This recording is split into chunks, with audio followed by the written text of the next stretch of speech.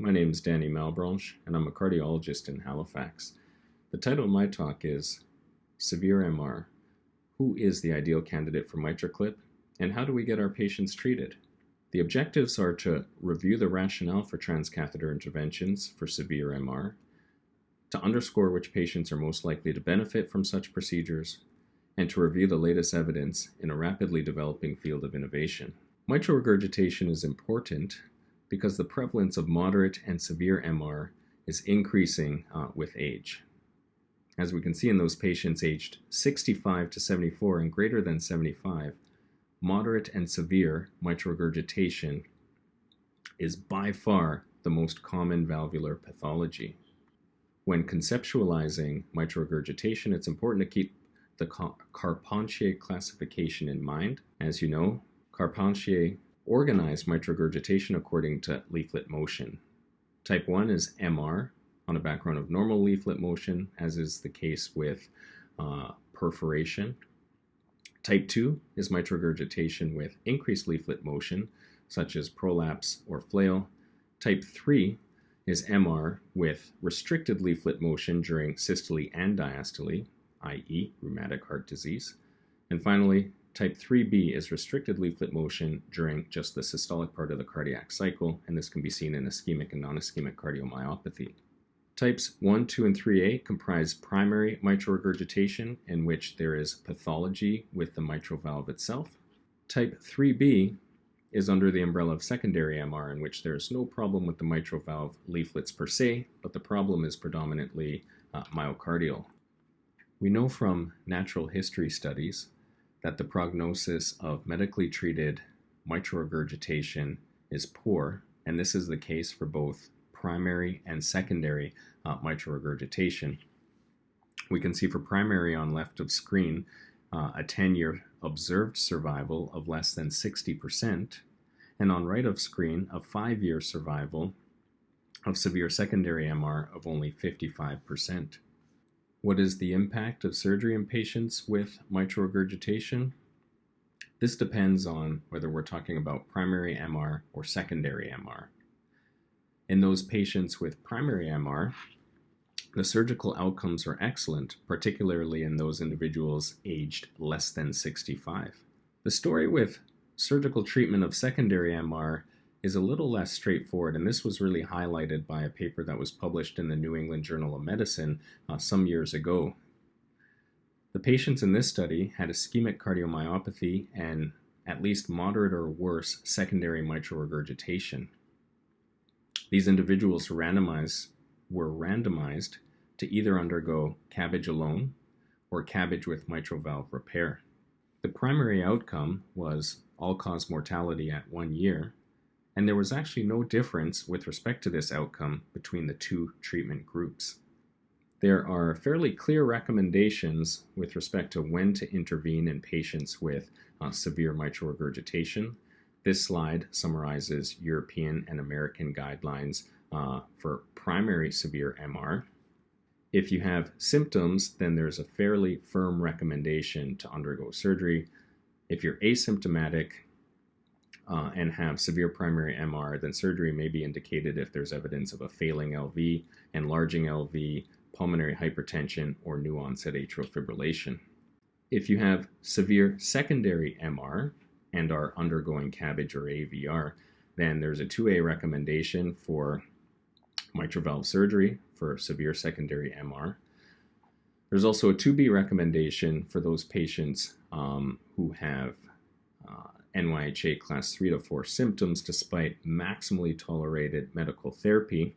Then there may be a recommendation for mitral valve repair or replacement in these patients. Despite these recommendations, there are data from numerous sources that indicate that we are treating the majority of patients with mitral regurgitation with medical therapy. There may be a number of reasons for this, including advanced age, multiple comorbidities, and poor LVEF. So this creates somewhat of a rationale for transcatheter mitral valve interventions. We know with surgical interventions, there's a degree of invasiveness, a requirement for cardiopulmonary bypass, and in rare instances, there may be issues with respect to infection and sternal wound healing. There are technical challenges with respect to transcatheter mitral valve interventions, and this has to do with anatomic relationships of the mitral valve and the aortic valve, nearby conduction system, circumflex coronary artery, and the coronary sinus. In patients with mitral regurgitation, there may be more than one element or aspect of the mitral valve apparatus that is affected. And finally, the non-circular, saddle-shaped, and highly dynamic mitral valve annulus can pose another level of difficulty with respect to interventions. Therefore, in contrast to TAVI, transcatheter mitral valve interventions are relatively more complex. Currently available devices can target the cords, the ventricle, as well as the annulus and the leaflets. This talk will focus on the Mitraclip. Mitraclip has the largest experience. The procedure has been performed in 89 countries on over 80,000 patients. The earliest studies go back to the early 2000s, and as we can see at the bottom of the slide, there are a number of studies and RCTs, there are a number of registries and RCTs that support the use of the Mitraclip in select patient populations. The 2017 American guidelines endorsed the use of Mitraclip with a 2B recommendation in patients with primary MR, whereas the European guidelines endorse the use of Mitraclip with both primary and secondary MR. In 2018, 2 landmark papers were published in the New England Journal of Medicine, and the most up-to-date valvular guidelines from the ACC and AHA now support the use of Mitraclip with a 2A recommendation in select patient populations with both primary MR and secondary MR. So let's talk very briefly about Everest 2. This was an RCT that evaluated 279 patients with grade 3 or 4 MR. They were randomized in a 2-to-1 fashion to either go intervention with Mitraclip or conventional surgery for repair or replacement of the mitral valve. The primary endpoint was freedom from death, from surgery for mitral valve dysfunction, and from grade 3 or 4 plus MR at 12 months. Patients in the surgical group had a higher rate of the primary endpoint at 73% as compared to 55%, and this was statistically significant. There was no difference in mortality between the two groups. Patients treated with Mitraclip were more likely to require surgery for mitral valve dysfunction, and this was statistically significant. And patients treated with surgery, shown in the lower red bar there, were more likely to have any adverse event at 48% versus 15%, and this was statistically significant. The 5-year outcomes of Everest 2 are summarized on this slide. Patients treated with surgery had higher rates of freedom from death, freedom from mitral valve surgery or reoperation at 64.3% at 5 years versus 44.2%, but I'd like to focus your attention on the early divergence of the curves, and when a landmark analysis was performed, there was actually no significant difference between the two treatment groups between 1 year and 5 years. The right panel summarizes similar all-cause mortality at 5 years between the two treatment groups. Mitraclip has significant improvements on functional status. There's data that indicates significant reductions in heart failure hospitalization rate, which is shown on left of slide, and significant improvements in 6-minute walk tests at 6 months and at 1 year, shown on right of slide.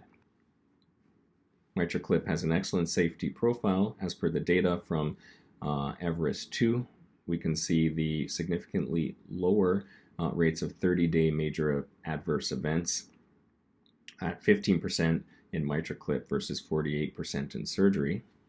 And European registry data indicates very low complication rates with tamponade at 1%, stroke at 0.2%, clip embolization at 0.7%, and an acute procedural success rate of 95.4%.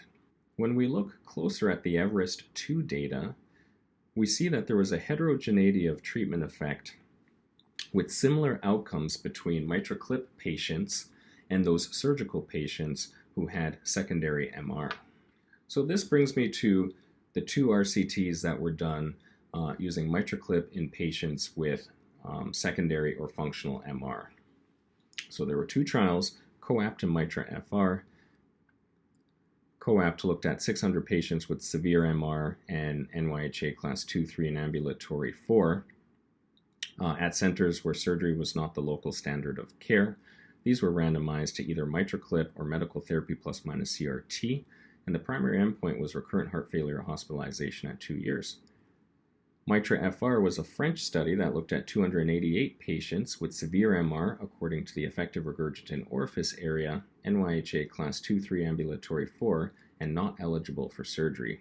These patients were randomized to Mitraclip or medical therapy plus minus CRT, and the primary endpoint here was composite of death or recurrent heart failure or hospitalization at 1 year.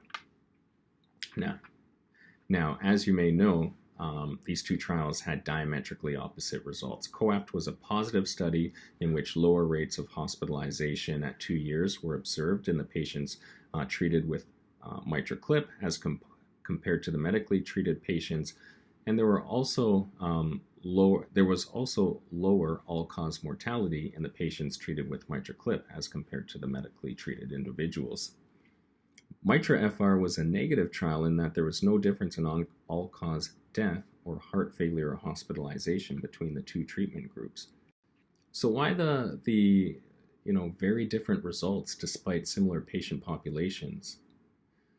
Well, it turns out that in COAPT, more clips were used in order to achieve the lowest possible grade of mitral regurgitation. It also turned out that patients in COAPT had more severe MR as per an effective regurgitant orifice area and regurgitant volume as compared to those patients from Mitra-FR. So this brings me to the utility versus futility 2x2 table. And the patients who are most likely to benefit from Mitraclip are the ones who are shown in the top right-hand green box. These are the patients with mild to moderate LV systolic dysfunction, an EF greater than 20%, and an end-systolic dimension of less than 70 millimeters, and with moderate or greater than moderate to severe MR as defined by an effective regurgitant orifice area greater than 30 millimeters squared and a regurgitant volume greater than 45 millimeters. It also turns out that anatomic criteria has an important impact on outcomes.